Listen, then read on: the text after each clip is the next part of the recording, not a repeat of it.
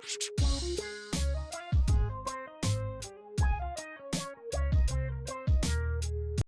everyone, welcome to another action figure review on my channel. Today we're going to be looking at the McFarlane Toys Todoroki from the My Hero Academia line.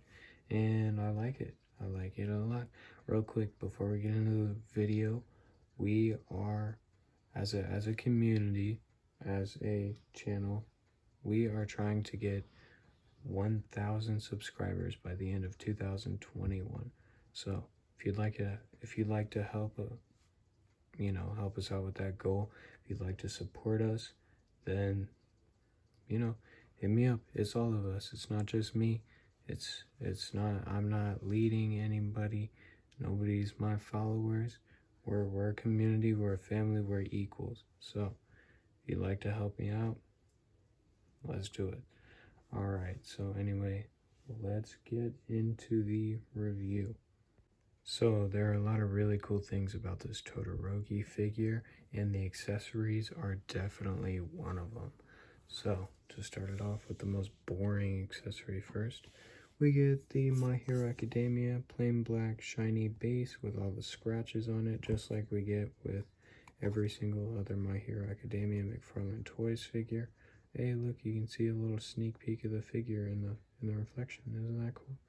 Yeah, but not much to offer right here. To show you how it works, he's got a peg right there. You just peg it on in, and it works. Anyways, for other accessories, he comes with a holding things hand. I don't really know why. It's pretty simple, pretty bland, just plain skin color. And when you get it on him, you just pull his hand off, and boom. And he only comes with the left one, but I am never ever gonna use this. It's gonna sit there in my bag of accessories. So yeah, and for the very cool accessories we are going to get into, it is the flame effect right here. Look at that, man. That is just freaking awesome. It's kind of like a yellow, and then it comes down and fades into like the orangey and then the red. Man, it really looks cool.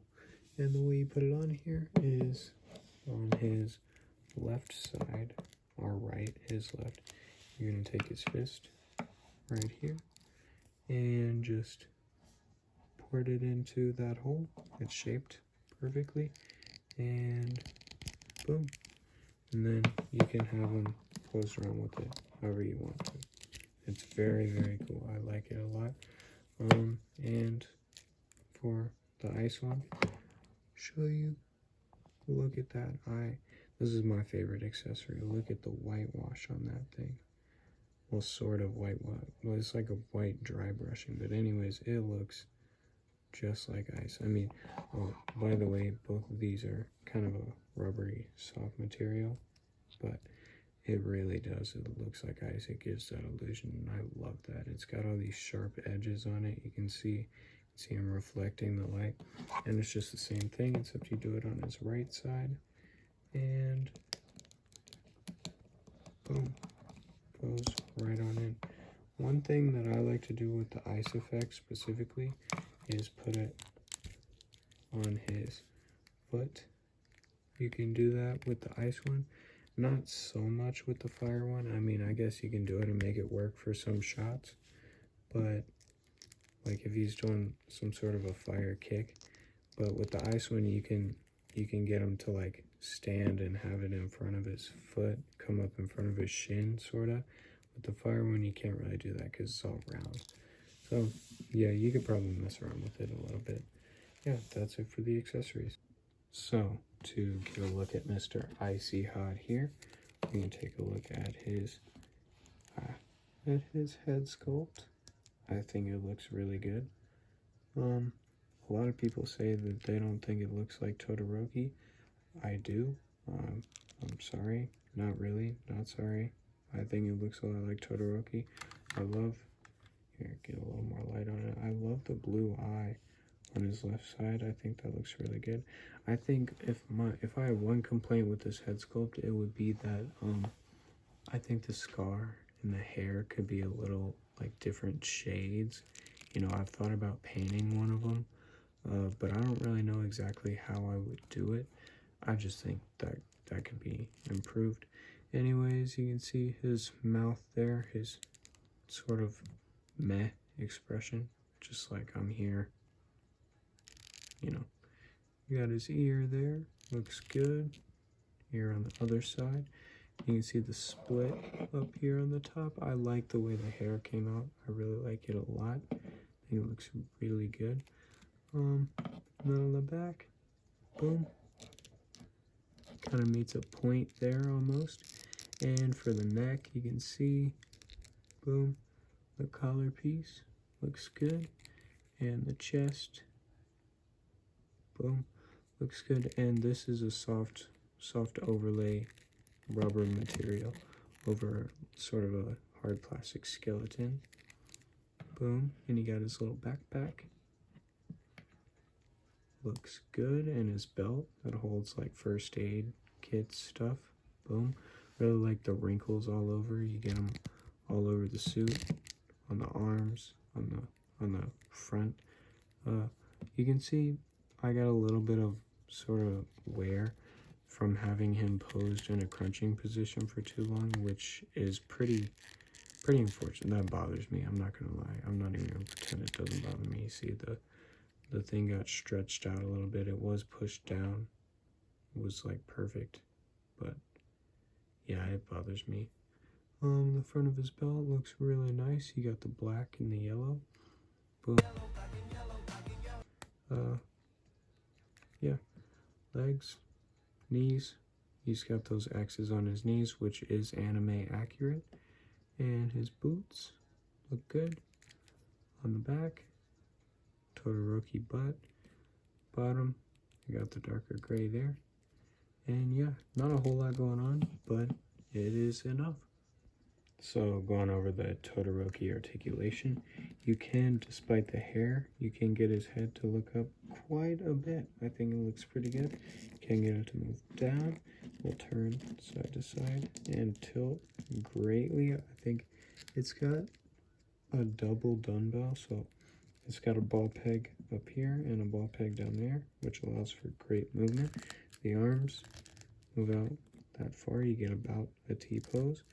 You get forward, back, bicep swivel, double jointed elbows, bend in all the way. You get kind of a weird look right here, but that's cool. Wrist turn side to side. They will hinge up and down, or you can mess with them like that, get them to hinge in and out. I'm sure you're familiar with that. You get diaphragm, waist rotation, whatever here. And this is really cool. You still get that much crunching, but you don't have to break up the skull.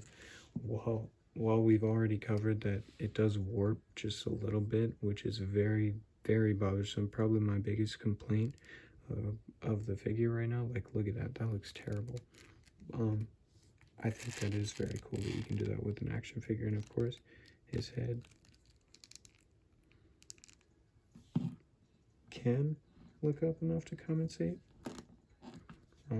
Yeah, anyways, he can move back, or you could even turn it and get him to move side to side. Legs move outward that far, or move forward that much. And if you want to get him to sit down, you can do it without problem. Double joint your knees, boom. No boot rotation, that would have been nice. And the ankles, boom, boom, boom, boom. I absolutely cannot stand this. I love the McFarlane Toys My Hero Academia figures. They're honestly some of my favorite figures in the collection. Haters just need to stop hating, but I hate this. It makes them so hard to stand, so hard to balance.